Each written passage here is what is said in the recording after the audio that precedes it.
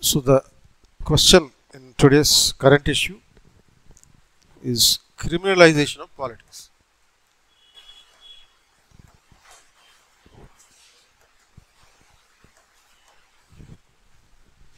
So criminalization of politics must be handled in a judicious and expeditious way.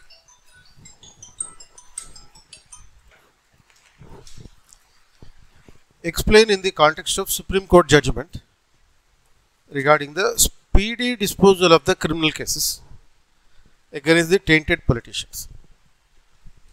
So tainted politicians means the politicians against whom criminal cases are pending. So ఈ criminal కేసులు ఉన్నటువంటి MP ఎమ్మెల్యేలు ఎవరైతే ఉంటారో వాళ్ళ మీద ఉన్న కేసుల్ని తొందరగా డిస్పోజ్ చేయమని చెప్తున్నమాట. అంటే ఈ క్వశ్చన్ ఎందుకు? So why this case question according to association for democratic reforms, MPs with criminal cases in the 18th Lok Sabha are 251, the highest ever so far. అంటే ఇప్పటిదాకా మొత్తం 18 లోక్సభలు ఉన్నాయి.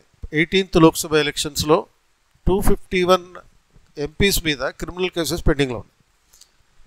ఇందులో 251 అంటే ఆల్మోస్ట్ ఎంత 46%, రౌండ్ ఫిగర్ 50% అనుకో, సగం మంది మీద క్రిమినల్ కేసులు పెండింగ్లో ఉన్నాయి అనే విషయాన్ని రీసెంట్గా జరిగిన ఎలక్షన్స్లో తెలియచేయడం జరిగింది అన్నమాట. సో ఈ కాంటెక్స్లో దీని మీద క్వశ్చన్ ఇవ్వచ్చు. సో ఈ క్వశ్చన్ ఎలా ఉంది? సుప్రీంకోర్టు గైడ్ లైన్స్ కూడా 2023లో వచ్చినాయి. సో ఈ 2023లో వచ్చిన గైడ్ లైన్స్ ఏ కేసులు అంటే మనకి అశ్విని కుమార్ ఉపాధ్యాయ అనే కేసులో వచ్చినాయి అన్నమాట. సో ఈ అశ్విని కుమార్ ఉపాధ్యాయ కేసులో వచ్చినటువంటి జడ్జిమెంట్ ప్రకారం ఈ స్పీడ్గా డిస్పోజ్ చేయాలి 2023 కేసు. ఈ క్వశ్చన్లో ఉన్నటువంటి keywords criminalisation of politics. What is criminalisation of politics? Need for quick disposal of the cases against the tainted politicians. So quick disposal of the cases అంటే తొందరగా కేసులు సాల్వ్ చేసి. ఇప్పుడు సపోజ్ మీకు నవజోత్ సింగ్ సిద్ధు అనే మనిషి తెలుసా? ఎవరైనా క్రికెట్ ఆడేవాడు, టెస్ట్ క్రికెట్ ఆడేవాడు, వాడిని సిక్సర్లు సిద్ధు అనేవారు. ఎందుకంటే వాడు కొడితే సిక్సే కొడతాడు, వేరేదేం కొట్టాడు అనమాట. వాడు సిక్స్లు కొడితే స్టేడియం బయటకు వెళ్ళి బాల్ పడి బయట పార్కింగ్ చేసిన అద్దాలు ఉంటాయి కదా పగిలిపోతుంటాయి, కార్ల అద్దాలు ఉంటాయి కదా పగిలిపోతుండే, కాబట్టి వాడు దానికి ఫేమస్. వాడు ఇట్లా మంచి ఫామ్లో ఉన్నప్పుడు ఒకరోజు రోడ్డు మీద వెళ్తుంటే యాక్సిడెంట్ జరిగింది. ఆ యాక్సిడెంట్ జరిగినప్పుడు వాడు చచ్చిపోలేదు, యాక్సిడెంట్లో ఎవరు చచ్చిపోలేదు. కానీ మనం జనరల్గా ఏం చేస్తాం, ఎవడైనా ఇట్లా మనకి యాక్సిడెంట్ అయ్యే పరిస్థితి ఉంటే వాడు బయటికి దిగి వాడితో కొట్లాడతాం. ఈ సిద్ధు అట్లనే కొట్లాడాడు. అతని కార్లో ఈ డిక్కీలో కిట్ ఉంది, క్రికెట్ కిట్ ఉంది. బ్యాట్ తీసి వాడి తలకాయ మీద కొట్టాడు, 6 వెళ్ళిపోయింది తలకాయ. ఇప్పటిదాకా బాల్ రాలా. అంటే ఇదేం కేసు? ఇది ఏం కేసు పెట్టాలి? మర్డర్ కేసు పెట్టాలా లేకపోతే యాక్సిడెంట్ కేసు పెట్టాలా? మర్డర్ కేసు ఇది, యాక్సిడెంట్ కేసు కాదు. అండ్ ఆ కేసు ఇంకా పరిష్కరించబడకుండానే రిటైర్ అయిపోయాడు 10 ఏళ్ళు ఆగిన తర్వాత. కేసు ఇంకా అలా నడుస్తూనే ఉంది 10 ఏళ్ళ తర్వాత కూడా. అండ్ తర్వాత ఎంపీగా కంటెస్ట్ చేశాడు ఆయన, 2 సార్లు ఎంపీ అయ్యాడు. ఆ 10 ఏళ్ళ పాటు కూడా ఎంపీగా కంటెస్ట్ చేసినటువంటి ఆ 10 ఏళ్ళ పాటు కూడా ఆ క్రిమినల్ కేసు పెండింగ్లో ఉంటూనే ఉంది. 10 years కంప్లీట్ అయిపోయింది. ఆ తర్వాత జడ్జిమెంట్ వచ్చింది. ఆ జడ్జిమెంట్లో ఏం ప్రాబ్లం లేదని, నీకేం కాలేదని చెప్పి వదిలేశారు. అది సో అటువంటి పరిస్థితి ఉంటుంది. అంటే ఒక క్రిమినల్ ఎంపీగా కొనసాగుతాడు, కేసు కంటిన్యూ అవుతూనే ఉంటుంది. అలా ఆ రకమైనటువంటి పరిస్థితులు. సో కాబట్టి స్పీడ్గా కేసు డిస్పోజల్ చేయాలి. అండ్ ఇందులో క్వశ్చన్లో మనం ఎక్స్ప్లెయిన్ చేయాల్సింది, explaining the supreme court guidelines for the speedy disposal of the cases against the tainted politicians. ఈ గైడ్ లైన్స్ ఏవైతే ఉన్నాయో ఒక 5-6 అంశాలు చెప్పాలన్నమాట.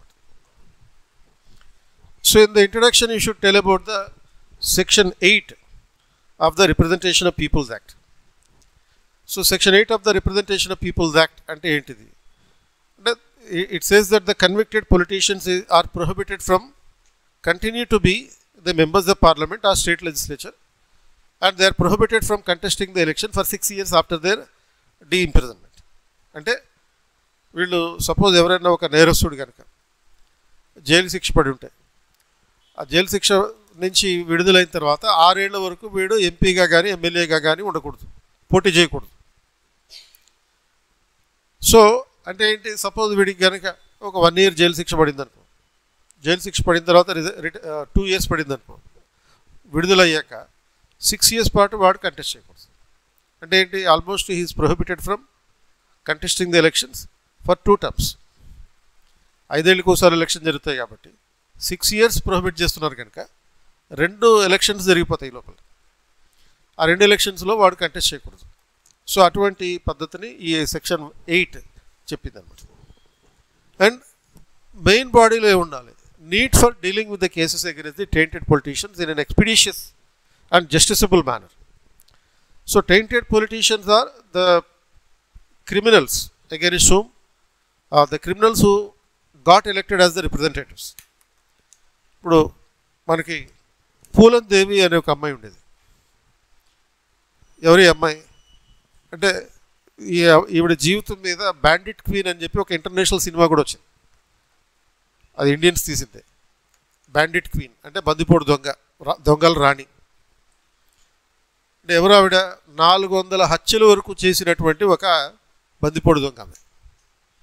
400 మందిని చంపేసింది ఈ దొంగతనాలు చేసే ప్రాసెస్లో. బట్ కేసులు అయితే ఒక 20 మంది మీదే ఉన్నాయనుకో. ఈమె ఉత్తరప్రదేశ్లో ఎంపీగా ఎలక్ట్ అయింది. అంటే ఏంటి మీనింగ్, 400 మందిని చంపేసినటువంటి ఒక లేడీ అంత పాపులారిటీని సంపాదించుకుంది కాబట్టి ఎంపీ అయింది అని తెలుసుకోవాలా. పబ్లిక్ ఎవరిని అనుకుంటున్నారు ఈ ప్రాసెస్లో? People are electing only the criminals who are popular enough for all the wrong reasons. తప్పుడు కారణాల వల్ల పాపులర్ అయిన వాళ్ళని ప్రజలు ఈ క్రిమినల్స్ని ఈ ఎంపీలు కానీ ఎమ్మెల్యేలు కానీ అనుకుంటున్నారు. ఇప్పుడు అంతెందుకు జగన్మోహన్ రెడ్డి ఉన్నాడు, ఆయన మీద ఎన్ని కేసులు ఉన్నాయి? 100 కొద్ది కేసులు ఉన్నాయి. 1, 2, 3, 4 మొత్తం టాప్ 10 కేసులన్నీ ఆయన మీద ఉంటాయి దేశంలో. మరి ఆయన ఎంతకాలం నుంచి ఎంపీ ఎమ్మెల్యేగా ఎన్నికైతే వస్తున్నాడు? ఫస్ట్ ఎంపీ అయ్యాడు, తర్వాత ఎమ్మెల్యే అయ్యాడు, మళ్ళీ ఇంకోసారి ఎమ్మెల్యే అయ్యాడు, ఎమ్మెల్యే అవుతూనే ఉన్నాడు. పబ్లిక్ వాంట్ దట్ అతి. అంటే ఎవడైతే ఇంత అతి చేస్తాడో అలాంటి వాళ్ళు పబ్లిక్కి కావాలి. సో అట్లనే ఇప్పుడు సపోజ్ మన కేటీఆర్ మీద కేసులు ఉన్నాయి, కేసీఆర్ మీద కేసులు ఉన్నాయి, అండ్ తర్వాత ఈవెన్ హరీష్ రావు మీద కేసులు ఉన్నాయి, క్రిమినల్ కేసులు. వీళ్ళందరూ ఎమ్మెల్యేలు అయ్యారు. అంతెందుకు మన ముఖ్యమంత్రి లేడు, ఏం పేరు అయింది, రేవంత్ రెడ్డి, ఆయన మీద కేసులు లేవా? కేసీఆర్ వాళ్ళకి పెట్టారు కదా, బోల్డ్ కేసులు పెట్టారు. ఆ కేసులు పెండింగ్లో ఉన్నాయి, ఎమ్మెల్యే అయ్యాడు, అండ్ తర్వాత టర్మ్ అయిపోతుంది, పనిష్మెంట్ పడదు. 4 బయట పెట్టుకుని వెర్రిమోహం వేసుకుని చూడాలి మనం, అంతే తప్ప ఇంక ఎటువంటి ప్రయోజనం ఉండదు. అలా సుప్రీంకోర్టు కూడా గైడ్ లైన్స్ ఇచ్చింది. ఇట్లా క్రిమినల్స్ ఎంపీలు ఎమ్మెల్యేలు అయితే వాళ్ళు చేసే అడ్మినిస్ట్రేషన్ ఎట్లుంటుంది, వాళ్ళు చేసే చట్టాలు ఎట్లుంటాయి, అలా క్రైమ్ తోటి ఉంటుంది. సో దాన్ని క్రిమినలైజేషన్ ఆఫ్ పాలిటిక్స్ అన్నట్టు. అంటే entry of the criminals in to the politics is criminalisation of politics. అంటే ఎప్పుడైతే నేరస్తులు రాజకీయాల్లో ప్రవేశిస్తారో దాన్ని క్రిమినలైజేషన్ ఆఫ్ పాలిటిక్స్. స్టార్టింగ్లో ఒకటి ఉండేది, స్టార్టింగ్లో ఏముండేది, ఓన్లీ క్రిమినల్స్ వేరే, ఎంపీలు ఎమ్మెల్యేలు వేరే. అవసరమైనప్పుడు మనం ఆ క్రిమినల్స్ పిలుచుకుని మన సర్వీసెస్ తీసుకుంటాం. అంటే ఏం సర్వీసులు తీసుకుంటాం? ఓ రిగ్గింగ్ చేసి పెట్టు బాబు, వాడు చేసి పెడతాడు, దానికి సర్వీస్ ఛార్జ్ ఇస్తాం. లేకపోతే ఈ బ్యాలెట్ బాక్స్ ఎత్తుకొని ఆయన అంటే వాడు ఎత్తుకుపోతాడు, దానికి ఒక సర్వీస్ ఛార్జ్ ఉంటుంది. నా శత్రువు ఉన్నాడు, వాడిని కిడ్నాప్ చేసి తీసుకుని రా, దానికి ₹1,00,000 ఇస్తాను. ఇలాంటి చిన్న చిన్న సర్వీసులు చేయడం కోసం క్రిమినల్స్ని ఉపయోగించుకునేవారు. మనము ఈ నెక్స్ట్ లెవెల్లో ఏమైంది, ఎవడికో ఈ సర్వీసులు చేసేందుకు మనమే పొలిటీషియన్స్ అయిపోతే పోలే అని చెప్పి క్రిమినల్స్ ఆలోచించడం మొదలైంది. అది ఇనిషియేటివ్ అంటే, అది ఎంటర్‌ప్రెన్యూరిజం అంటే. సో అట్లా ఒక నాయకుడు ఉద్భవించాడు అన్నమాట ఈ క్రిమినల్స్ నుంచి. డైరెక్ట్గా ఈ క్రిమినల్స్ ఏం చేశారు, ఎవరికో సర్వీస్ చేయడం ఎందుకు, మనమే పొలిటీషియన్స్ అయిపోతే మనమే సెల్ఫ్ సర్వీస్ చేసుకోవచ్చు కదా, ఎవడి మీద డిపెండ్ కాక్కర్లే, మనకి ఎన్ని పనులు అలవాటే కదా, ఇది చాలా మామూలు విషయం అండి రిగ్గింగ్లు చేయడం ఇటువంటి అన్నీ అని చెప్పి డైరెక్ట్గా క్రిమినల్సే పాలిటిక్స్లోకి ఎప్పుడైతే పొలిటీషియన్గా మారారో that became the criminalisation of politics. So దీనివల్ల ఎంపీలు ఎమ్మెల్యేలు క్రిమినల్స్ మాత్రమే ఉంటారు. And we love those criminals. Therefore we elect them. Unfortunately or fortunately something, అదృష్టవశాత్తు దురదృష్టవశాత్తు ఎవరైతే చదువుకున్న వాళ్ళు అని చెప్పి మేము ప్రత్యేకం మేము గొప్పవాళ్ళు అని అంటారు చూడు, వాళ్ళే వీళ్ళకి ఓట్లేస్తారు కాబట్టి వాడు గెలిచాడు. అది సో ఈ క్రిమినలైజేషన్ పాలిటిక్స్ని తగ్గించాలంటే వీళ్ళ మీద పెట్టిన కేసుల్ని తొందరగా స్పీడ్గా డిస్పోజ్ చేయాలి. ఆ కేసు పేరేంటి? అశ్విని కుమార్ ఉపాధ్యాయ్ కేసు 2023. సో ఆ కేసులో ఇచ్చినటువంటి గైడ్ లైన్స్ ఏంటి? That every state should establish special courts to deal with these cases. కొన్ని స్పెషల్ కోర్టులు పెట్టి, అంటే హైకోర్టు ఆధ్వర్యంలో ఇప్పుడు కోర్టులు పెట్టాలి, స్పెషల్ కోర్టులు పెట్టాలి. స్పెషల్ కోర్టులు పెట్టి మిగతా కేసులాగా దీన్ని ట్రీట్ చేయకూడదు, స్పెషల్ కేసులుగా ట్రీట్ చేసి, అండ్ ఆ కోర్టు ఏంటంటే ఓన్లీ ఈ క్రిమినల్స్ మీద ఉన్నటువంటి కేసులే డీల్ చేస్తుంది. ఎందుకంటే పెద్ద డిమాండ్ కూడా చాలా ఎక్కువే ఉంది. స్పెషల్ కోర్టు దానికి రోజు పని ఉంటుందో లేదో దానికి కంగారు ఏమి పడవలసిన అవసరం లేదు. ప్రతి 10 మంది ఎమ్మెల్యేలు కనీసం 4 ఎమ్మెల్యేలు ఈ క్రిమినల్స్ ఉంటారు కదా, ఆ మాత్రం ఉండాలి, లేకపోతే అది అసెంబ్లీయే కాదు. సో కాబట్టి ఈ క్రిమినల్స్ మీద ఉండే కేసుల్ని తొందరగా ఎంత డిస్పోజ్ చేసినా కానీ 5 ఏళ్ళు పడుతుంది. 5 ఏళ్ళ తర్వాత మళ్ళీ ఇంకో ఎలక్షన్ వస్తుంది, అప్పుడు మళ్ళీ క్రిమినల్స్ వస్తారు, కోర్టుకి జాబ్ ఉంటుంది, లాయర్లకి పని ఉంటుంది. కాబట్టి స్పెషల్ కోర్టులు పెట్టినంత మాత్రాన కంగారు లేదు, పని ఉండదేమో అని చెప్పి కంగారు పడక్కర్లేదు.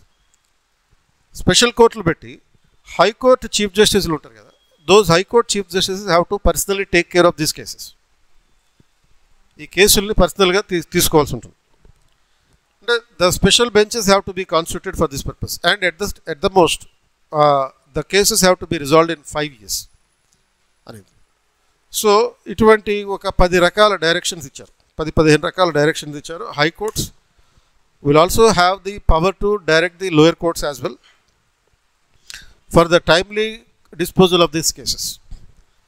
సో ఇట్లా ఈ సుప్రీంకోర్టు ఈ డైరెక్షన్స్ ఏవైతే ఇచ్చిందో ఆ డైరెక్షన్స్ గురించి, గైడ్ లైన్స్ గురించి లిస్ట్ అవుట్ చేయాలి.